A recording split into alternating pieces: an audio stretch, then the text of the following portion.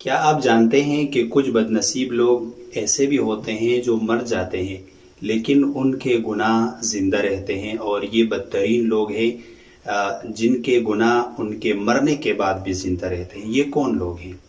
تو آپ نے صدقہ جاریہ کے بارے میں تو سنا ہوگا، لیکن گناہ جاریہ کے بارے میں شاید آپ نے سنا ہو۔ یہ وہ لوگ ہوتے ہیں جو گناہ جاریہ کرتے ہیں، ایسا گناہ کرتے ہیں کہ ان کے مرنے کے بعد بھی وہ گناہ زندہ رہتا ہے، اور ان کو اس گناہ کا جو عذاب ہے وہ قبر میں ملتا رہتا ہے۔ تو آپ ان لوگوں میں اپنے آپ کو شامل نہ کریں جو مر جاتے ہیں لیکن ان کے گناہ زندہ رہتے ہیں۔ اور آج کل اس کی بہت ساری مثالیں موجود ہیں، سوشل میڈیا کی شکل میں یا کسی اور شکل میں۔